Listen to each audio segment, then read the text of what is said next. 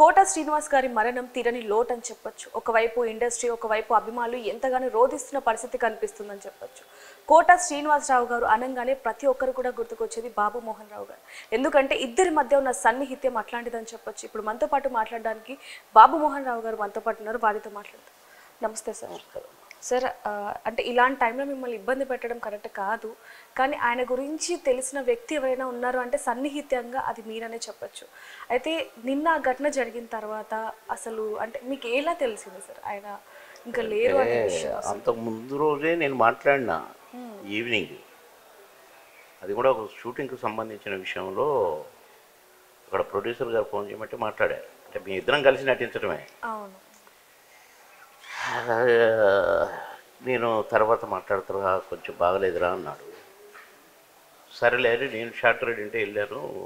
మళ్ళీ చేశాను 6 o'clock చేస్తే పడుకున్నాడు అన్న. 6 o'clock ఈవినింగ్ 6 o'clock. సరే పడుకుని వెళ్ళండి, నేను రేపు వస్తానని చెప్పండి అన్నాను. నేను పొద్దున పోయి నేను తీసుకునేవాడిని ఇంటికి పోయి. కానీ తెల్లవారుదామున 5 గంటలకు ఫోన్ ఒకటి, ఇట్లా చనిపోయారని. ఒక టీవీ ఆయన లేపారు నన్ను. ఆ పేరు, వాళ్ళ పేరు చెప్పకూడదు మళ్ళా. దారెమ్మటి ఒక 10 టీవీ మోతనే ఉన్నాయి, టీవీ ఫోన్స్ వస్తూనే ఉన్నాయి. ఇట్లా జరిగింది, మీకు తెలియదా మీకు తెలియదు. నేను హడావుడిగా తయారై పరిగెత్తి ఇక నిన్న అది అంతా జరిగింది. అంటే ఇండస్ట్రీలో ఉన్న వాళ్ళకి అందరికి ఒక ఎత్తు అయితే మీకు ఒక ఎత్తు అని చెప్పచ్చు అది జీర్ణించుకోవడానికి. ఎందుకంటే మీ ఇద్దరి మధ్య ఉన్న సంబంధం, ఆ అనురాగం అనేది కొన్నేళ్ల నుంచి కూడా ఉందని చెప్పచ్చు. ఒకే ట్రైన్లో మీరు చేసిన ఆ అల్లరి, ఆ ఉత్సాహం, అదంతా అదొక వేరు. ఒక పని కాదులేండి మరి. మేము ఎక్కడున్నా జనరల్గా మా ఇద్దరు కాంబినేషనే ఉండేది. ఇద్దరు సేమ్ డేట్లే ఉండేది. ఏ షూటింగ్కి వెళ్ళినా ఇద్దరమే. మళ్ళీ తిరుగు ప్రయాణం ఇంకో సినిమాకి మళ్ళీ ఇద్దరమే. కారు ప్రయాణం ఉంటే ఇద్దరమే. ఇక్కడ ఫిలిం నగర్కి వస్తే పక్క ఇళ్ళే మళ్ళీ. అలా ఇంకా బాగా అటాచ్ అయిపోయింది. మీ ఇద్దరి అభిప్రాయాల కంటే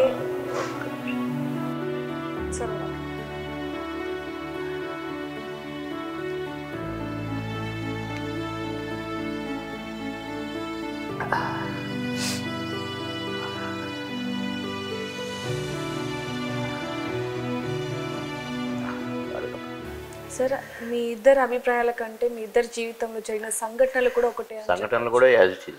మా బాబు ఎలా చనిపోయాడో వాళ్ళ బాబు అలాగే చనిపోయాడు. అవును. మా బాబు మోటార్ బైక్ యాక్సిడెంట్, వాళ్ళ బాబు మోటార్ బైక్ యాక్సిడెంట్. అవును. అంటే ఒకనొక ఇంటర్వ్యూలో నేను లేనిది నువ్వు కూడా లేవు అని చెప్పడం ఆయన. మీ ఇద్దరి మధ్య బాండింగ్, మీటింగ్ అనేది అసలు చెప్పలేదని చెప్పొచ్చు. మీ ఇద్దరి మధ్య ఫస్ట్ మీటింగ్ ఎప్పుడు జరిగింది సార్? ఎలా జరిగింది అసలు? ఫస్ట్ అంటే ఆయన ఎవరో నాకు తెలియదు, నేను ఎవరో ఆయనకు తెలియదు. ఓకే. ఆయనది విజయవాడ, నాది హైదరాబాదు. హైదరాబాద్ కూడా నేను వరంగల్ జిల్లాలో చదువుకున్నాను, ఖమ్మం జిల్లాలో చదువుకున్నాను. ఉద్యోగరీత్యా హైదరాబాద్కి వచ్చాను. బొబ్బిలి రాజా ఫస్ట్ కాంబినేషన్.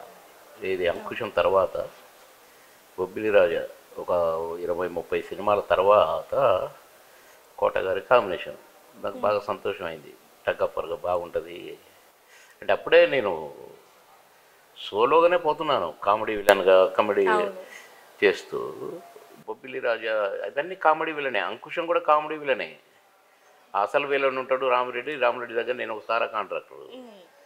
ఆహుతిలో కూడా అంతే. ఆహుతిలో కూడా జీవిత కొడుకుని కిడ్నాప్ చేస్తాను నేను, దొంగ సాక్ష్యాలు చెప్తుంటాను.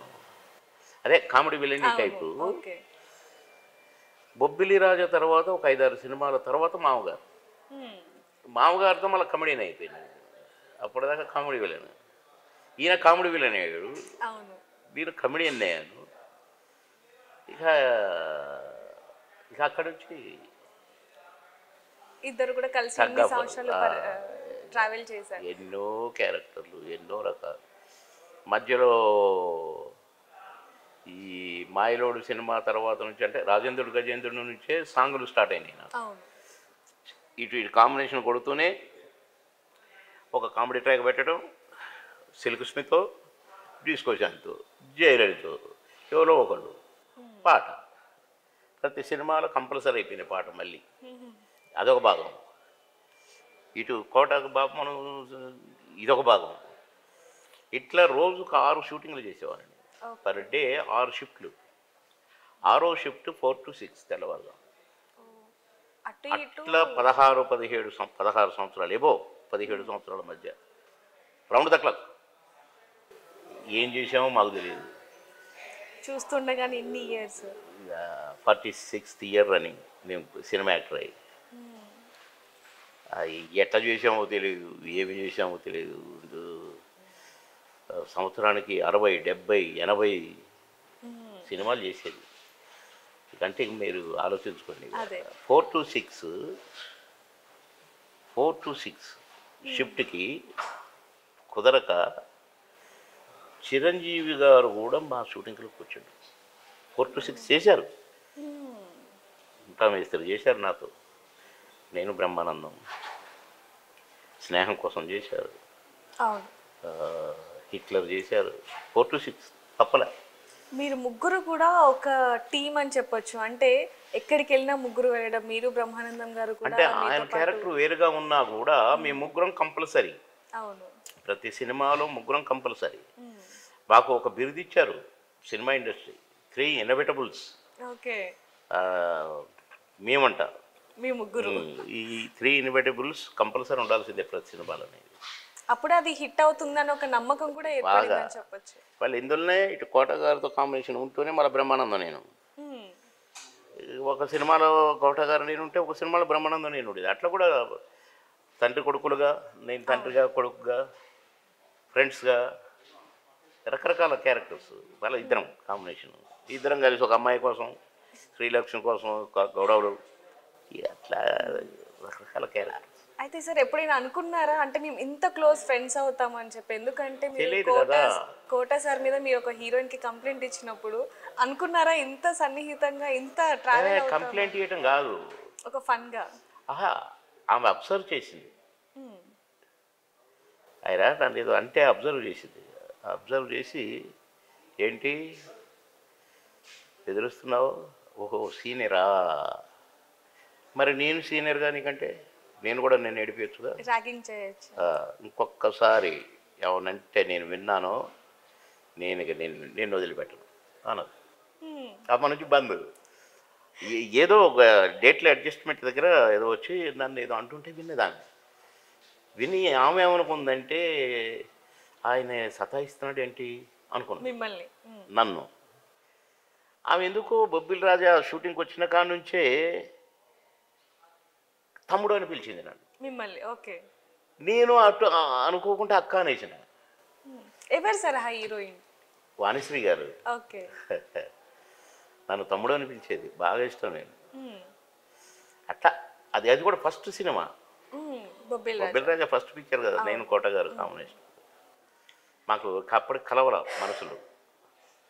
మాయలోడ్ నుంచి అదే మామగారు నుంచి మేము బాగా క్లోజ్ అయ్యారు. బాగా. ఆ మూవీ కూడా మీకు చాలా మంచి పేరు తీసుకొచ్చింది. అదే అందుకని అది కలిసి చేయటం, కాంబినేషన్, ఇద్దరం అనుకోవటము, అన్నా అని నేను సెటర్లు వేయటం, ఆయన సెటర్లు వేయటం, అట్లా అది ఒరిజినల్ లైఫ్లో ఆడుకున్నట్టుగానే ఆడుకున్నాం మేము. అది సినిమా షూటింగ్ లాగా చేయలేదు, కానీ చూస్తే అది పెద్ద హిట్. పెద్ద అంటే షూటింగ్స్లో కూడా మీరు ఆయన ఏదైనా అనాలి అంటే కూడా మీరు కొంచెం వెనక్కి తగ్గేవారు? అబ్బే కాదు, నాకంటే ముందు మీ ఇద్దరం సీన్ చదువుకుంటాం కదా.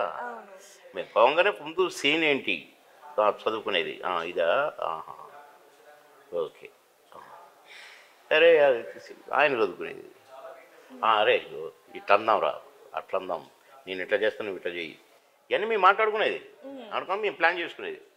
బాగా చెప్పుడు ఇప్పుడు ఇట్లా యాక్టింగ్ మాకేం, మేమేం చేస్తే అదే లెక్క. కాకపోతే కాగితంలో ఉన్నది మిస్ కాకూడదు మ్యాటర్. అదే దాని డైలాగ్స్, మీనింగ్, సిచ్యువేషన్ పారకూడదు. కానీ మేము ఎడిదిప్పి చెప్పిన బ్రహ్మాండం అనేది సపోర్ట్లు కొట్టి. మీ ఇద్దరు కాంబినేషన్ అలాంటిదని చెప్పొచ్చు సార్. అంటే అట్లా కుదిరిందండి భగవంతుడు. ఒకరినొకరిని కలపటం అంటే భగవంతుడు. ఇప్పుడున్న 50 మంది అడుగుతున్నారు, ఇప్పుడు ప్రాప్తం ఉంది మీకు ఈ టైం ఇవ్వాలని. అసలు నేను ఇట్లా ఎప్పుడు ఎవరికి ఇవ్వలేదు టైం. అవును, కుదిరింది అంతే. అట్లనే కోటగారు నేను ఇంత ఫేమస్ అవ్వాలని ఇంతమంది ఎంతోమంది ఏడ్చారు. నాకు ఏడ్చుకుంటూ ఫోన్ చేశారు, మీరు ఎందుకు ఏడ్చారు సార్, మేమందరం ఉన్నాం కదా సార్ అనుకుంటూ. కానీ లేడీసు భార్యాభర్తలు ఎన్ని ఫోన్లు నాకు. కనుక అది నా అదృష్టం అంతే, అంతే. భగవంతుడు ఇచ్చిన వరం నాకు అంతే. అది మా గొప్పతనం ఏదో కాదు. ఆయనకి ఎప్పటి నుంచి ఆరోగ్యం క్షీణించడం అయింది సార్ అసలు? అంటే ఒక 2 ఇయర్స్ నుంచి బాగలేడు పాపం. అంటే ఇలాగ షుగర్ ఉంది ఒక పక్క. అదే. కొడుకు చనిపోయినాక, ఇప్పుడు నాకు కూడా కొడుకు చనిపోయాడు, నేను కూడా చాలా అసలు అది బాధలో ఉండిపోయిన పరిస్థితి. ఎవడిగోర వాడిది సినిమా చూస్తే మీకు అర్థమైంది నేను ఎలా అయిపోయాను. ఆల్మోస్ట్ స్కెలిటన్ లాగా అయిపోయాను. అవును. కానీ మళ్ళీ నా 10 మంది కోసం బతకాలి నేను అని నేనే మొండిగా. అంటే సార్ ఆయన ఆరోగ్యం క్షీణించిన తర్వాత మీతో ఏం మాట్లాడారు సార్? అంటే ఫ్యామిలీ గురించి ఏమైనా చెప్పి అంటే నేను 15 డేస్కి ఒకసారి 20 డేస్కి ఒకసారి వెళ్తుండేవాడిని. ఇక ఈయనకు కొంచెం మరి బాత్రూంలో పడిపోయినాక అటు ఎటు వెళ్ళినా కూడా నేను అటు పోయి పలకరించి జాగ్రత్త అని చెప్పి వచ్చేవాడిని. ఓకే. నేను ఈ మధ్య ఒక 20 డేస్ అయింది వెళ్ళలేదు, షూటింగ్ల వల్ల వెళ్ళలేదు. ఒక 10 సినిమాలు చేస్తున్నాను, అందుట్లో ఒకటి ఆ 10లో ఒకటి రిలీజ్ అయింది, ఉప్పు కప్పు రబ్బు. అవును అవును సార్. నాకు మంచి పేరు వచ్చింది, సినిమా కూడా చాలా బాగుంది. అంటే ఆయన ఫ్యామిలీ గురించి చెప్పుకొని బాధపడ్డ సన్నివేశాలు ఏమన్నా ఉన్నాయా సార్? అంటే కొడుకుదే, కాకపోతే మనవాళ్ళు ఇద్దరు పుట్టిన కొడుకులు ఇద్దరు కూడా బాగా ఇష్టం. వాళ్ళిద్దరి వల్ల ఆయన్ని కొంచెము ధైర్యం. వాళ్ళిద్దరు కూడా మంచి ఫస్ట్ క్లాస్ స్టూడెంట్స్. రే చూసావా ఫస్ట్ వచ్చారు రా నా మనవాళ్ళు అని చెప్పేవాడు, నాకు సంతోషపడేవాడు. అట్లా ఇద్దరు కూతుర్లు కూడా వాళ్ళ పిల్లలు కొంచెం ఎన్ని కాపాడి ఈ 2 ఇయర్స్.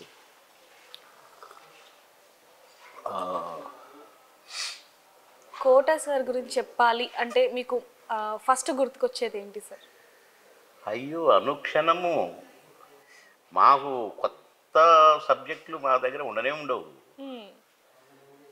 మేము ఆల్మోస్ట్ ఒకటే బాడీ ఒకటే ఊపిరి అంతే, అట్లే ఉన్నాము. నేను ఆయనకు ఎదురు చెప్పను, నాకు ఆయన ఎదురు చెప్పడం. మళ్ళీ మరి నేను ఉండబా అన్నాను అనుకోండి, సర్లేరా అంటాడు. నేనేనండి ఏంటరా అంటే నువ్వు నీరు అంటాడు, అన్నప్పటికీ నేను తగ్గుతాను అంతే. అసలు ఇలా సొంత అన్నదమ్ముడు. ఇప్పుడు నిన్న కోటన్నకు ఒక్కటే తమ్ముడు, శంకర్రావు. అసలు ఆయనే అసలు నటుడు, ఈయన కాదు. ఈయన బ్యాంక్ ఎంప్లాయీ. అవును. నిన్న లేడై పొద్దున్న ఈ పండుగ సందర్భంగా ఏదో టెంపుల్కి వెళ్ళాడు ఫ్యామిలీతో. ఈ సిటీలో లేడు, కానీ నిన్న అందరిని రిసీవ్ చేసుకోవడం, చిరంజీవి గారిని, పవన్ కళ్యాణ్ గారిని, అంతా నా డ్యూటీ అయిపోయింది. అందరిని ఇంటర్వ్యూ చేయడం కూడా మీ చేతుల మీద జరిగింది. ఇవాళ పొద్దున్నే మాట్లాడాడు శంకర్ ఆయన పేరు. అన్నా తమ్ముడు పోర్షన్ చేసినావుగా, నువ్వు అటు వెళ్ళినావు, నేను వచ్చి నీ పోర్షన్ నేను కంటిన్యూ చేసిన, పల్లె తమ్ముళ్ళం దొరికాము అన్నకి అని పాపం ఏడ్చుకుంటూ మాట్లాడి. నేను అది అనుకోలేదు, అదే కరెక్టే కదా. అవును. చిరంజీవి గారు పెద్ద కూతురు, చిన్న కూతురు, మనవాళ్ళు, మనవరాళ్ళు ఇట్లా అందరికీ ఇంట్రడ్యూస్ చేయటం నేను. అట్లా ఒకే ప్లేట్లో తిన్న వ్యక్తులు అని చెప్పొచ్చు మీ ఇద్దరు కూడా. అసలు అంటే కష్ట సుఖాల్లో అన్నిట్లో చెప్పొచ్చు కాదు. అంటే వాడికి ప్లేట్ తెచ్చి పెట్టి దాకా ఎందుకు రారా తిందాం, చాలా ఫ్రీగా మీతో ఉండే వ్యక్తి అని చెప్పొచ్చు. ఆయనకి ఏ ఇబ్బంది ఉందో నాకు చెప్పేవాడు, ఏది కావాలన్నా కూడా నాకే చెప్పాడు, అరే తెచ్చిపెట్టరా. ఆయనకి బాగా ఏమి ఇష్టం సార్ కోట శ్రీనివాసరావు గారికి? సరే ఇవన్నీ ఎందుకు, మనం ఆయన పర్సనల్ లైఫ్ని నేను ఎందుకు బయట బాగున్నది కదా. ఆయనకు ఏమి ఇష్టాలు చాలా ఉన్నాయి, ఆయన నోటికి ఆయన చెప్పుకుంటే బాగుంటుంది. 4 to 5 మధ్యలో ఖచ్చితంగా కాఫీ తాగాలి, ఒక అరకప్పు. నేను పొద్దున తాగాను మళ్ళీ, కానీ ఎక్కడున్నా ఏదో మిస్ అయింది అనుకుంటుంటా. కాఫీ అరే కరకప్పు చూడంటారా అంటుంటాను, మళ్ళీ తాగాను, మళ్ళీ అది ముట్టుకోను. కనుక ఇది నా పర్సనల్. మా కోటన కూడా ఉన్నాయి పర్సనల్, కానీ వాటిని మీకు చెడు కనిపించవచ్చు, లేదండి. వినేటోళ్ళకి చెడు కనిపించవచ్చు. ఒక్కొక్కళ్ళది ఒక్కొక్క స్టైల్ కదండి. నాకు టీ ఇష్టము, ఇక్కడ ఉన్న వాళ్ళలో టీ ఇష్టమైన వాళ్ళు చాలా మంది ఉంటారు. అవును, ఒక్కొక్కరికి నాకు ఒక్కొక్క కాఫీ కాబట్టి. ఇష్టం. అవును, అట్లా వాళ్ళ ఇష్టాలు మనం చెప్పకూడదు. ఎవరి అయినా సరే, అవును. తల్లి అయినా సరే, భార్య అయినా సరే. చివరిగా ఆయన గురించి చెప్పాలి అంటే ఏం చెప్తారు సార్? మంచివాడు, మేధావి, ఎలాంటి క్యారెక్టర్లోనైనా ఈజీగా దూరిపోయి ఈజీగా నటించగలిగిన కెపాసిటీ. ఇప్పుడు ఈస్ట్ గోదావరికి వెళ్ళండి, ఈస్ట్ గోదావరిని తీసుకొచ్చి హైదరాబాద్లో పెట్టండి, ఎటు తిప్పినా ఆ ఈస్ట్ గోదావరి సైడే వెళ్ళిపోద్ది స్లాంగ్ అనేది. అవును, ఇప్పుడు వెస్ట్ గోదావరి సైడ్ రండి, వాళ్ళకు ఒక ఊత పనులు ఆయ్ అలాగండి ఆయ్ అయ్ అదే పోద్ది. ఇటు రండి తెలంగాణ గట్లయితే మళ్ళీ అదవుతుంది. అట్లా ఇప్పుడు వరంగల్ సైడ్ పోండి, ఒక రకమైన తెలంగాణ. అటు ఖమ్మం అటు సైడ్ పోండి, ఒక రకమైన తెలంగాణ. అట్లా ఆయన విజయవాడలో పుట్టి పెరిగి విజయవాడలో చదువుకొని ఆయన ఫస్ట్ పిక్చర్ ఏంటి? చిరంజీవి గారితో కాదు, ఫస్ట్ పిక్చర్ ఇదండి, మన రామోజీరావు గారిది. ఆ పిక్చర్తోనే ఆయనకు లైఫ్. కోట శ్రీనివాసరావు గారికి ఆయన ఆ సినిమాలో ఏ స్లాంగ్ పెట్టాడు? తెలంగాణ స్లాంగ్ పెట్టాడు. అసలు తెలంగాణ స్లాంగ్ ఏ సినిమాలో ఎవరు పెట్టలా. ప్రతిఘటన సినిమా నుంచి తెలంగాణ స్లాంగ్ సినిమాల్లో పెట్టడం మొదలుపెట్టారు. అట్లనే నాకు కూడా మళ్ళదే కోట శ్రీనివాసరావు గారు పెద్ద ఫేమ్. ఆయన మహాభారతం రామాయణం చెప్తారు తెలుసా తెలంగాణ లాంగ్వేజ్లో? విన్నామండి. అవును, అసలు చెప్పుతుంటే ఎవ్వరూ ఆయన్ని ఆంధ్ర విజయవాడ దగ్గర ఆయన ఊరు అని అనుకోరు. ఏమైందంటే గట్లయితే అరే తమ్మి అని చెప్తాడు. రాముడు వచ్చిండు, వచ్చి ఏం చెప్పిండు? కైకేయికి పిలిచిండు. కైకేయి పిలిచి ఏం చెప్పిండు? బాగా గదిచ్చిండు పాయసం అట్లా అన్నట్టు. అట్లయితే అని చెప్తాడు ఆయన. పరకాయ ప్రవేశం చేస్తాడు అస్సలు మళ్ళీ ఆయన కొట్టుకుంటూ చెప్తాడు మ్యూజిక్.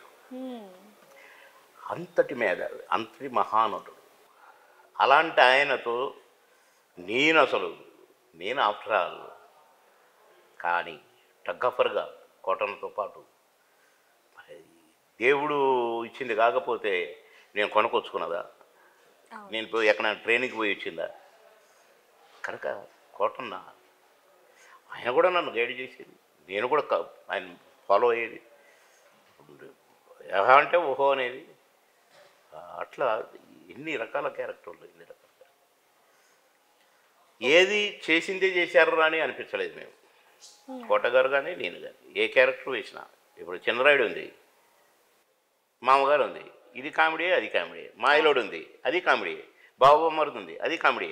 సీతారత్నం గారు అబ్బాయి, అది కామెడీ. కానీ మళ్ళీ మా ఇద్దరు కాంబినేషన్లో, ఆ కాంబినేషన్కి ఈ కాంబినేషన్కి అస్సలు కుదరదు, సంబంధం ఉండదు. ఈ మామగారికి బాబుమ్మరిది క్యారెక్టర్కి సంబంధం ఉండదు. ఒకనొక సందర్భంలో ఆయన కూడా చెప్పడం జరిగింది సార్, మీ దగ్గర నుంచి ఆయన కొంత నటన నేర్చుకున్నానని, ఆయన దగ్గర నుంచి మీరు కొంత నటన నేర్చుకున్నారు అని. అసలు ఎంకరేజ్మెంట్ కూడా చాలా ఉండేది. సీనియర్ అయిన ఉండి కూడా నాకు నేను చెప్పింది వినేది అప్పుడప్పుడు. బాగుందా అంతే కదా అనేవాడు. చాలా ఉన్నాయి. అదే ఎంతైనా అనే తీరని లోటు అనేది ఎవరు తీర్చలేరు. 100%. కానీ నాకు కొంచెం బాధ అవుతుంటుంది అప్పుడప్పుడు. నేను మినిస్టర్గా ఉన్నప్పుడు నటించకూడదు, సినిమాలో నటించకూడదు అన్నారు. క్యాబినెట్ మినిస్టర్ కదా, సినిమాల్లో చేయొద్దు అన్నారు. ఆ టైంలో నేను మానేసేసరికి మా కాంబినేషన్ ఆగింది. కాంబినేషన్ ఆగేసరికి కోటన్న కాంబినేషన్ కూడా తోడు దొరకల. వాళ్ళు చేసేది పేరు వద్దులే కానీ ఇక జంట పండట్లేదని ఆ క్యారెక్టర్లు మార్చడం మొదలుపెట్టి ఈయనకు విలన్ క్యారెక్టర్లు మళ్ళీ పాతది. ఇద్దరు మాట్లాడుకున్నారా సార్? అంటే మన క్యారెక్టర్స్ ఉంటే బాగుండు, ఇద్దరం కలిసి చేస్తే బాగుండు అనుకున్న అనుకుంటే నేను చేయకూడదు కదా, మినిస్టర్గా ఉన్నాను కదా. అక్కడికి అడిగాను రిజైన్ చేస్తే నాకు వద్దని. చంద్రబాబు నాయుడు గారిని అడిగారు. తను వద్దన్నాడు. అట్లా నేను నటిస్తూనే ఉండుంటే, మినిస్టర్ని కాకుండా ఉండుంటే, పొలిటికల్ సైడ్ రాకుండా ఉండుంటే మా జంట ఇంకా కంటిన్యూ అవుతూనే ఉండేది. నాకెందుకో రాత్రి వచ్చింది ఆలోచన, కోటలో నేను ఇంకా ఎన్ని సినిమాలు చేసేవాళ్ళము, ఎన్ని మంచి క్యారెక్టర్లు వేసేవాళ్ళము. అంటే ఎన్టీ రామారావు గారు పార్టీ పెట్టి పేదవాళ్ళ కోసం, పేదవాడు ప్రజలే దేవుళ్ళు అని పెట్టాడు అని నేను అన్న ఎన్టీఆర్ అభిమానిగా నేను పాలిటిక్స్ సైడ్ పోయినా. కానీ ఎందుకో రాత్రి కొంచెం ఫీల్ అయినా. అదే అంటే ఇన్ని సంవత్సరాల నుంచి ఆయనతో సన్నిహితంగా ఉన్నారు కాబట్టి మేము అర్థం చేసుకోగలం సార్. ఏదైనప్పటికీ ఆయనకి ఆత్మ శాంతి చేకూరాలని మనం కూడా కోరుకుందాం. అవునండి, ఆ కుటుంబ సభ్యులందరికీ, మనవళ్ళకు, మనవరాళ్ళకు, 2 కుమార్తెలకు, కోడలు, మా వదిన గారు, వాళ్ళందరికీ కూడా భగవంతుడు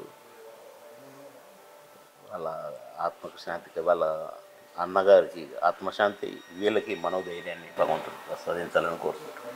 thank you sir. Thank you. నమస్తే.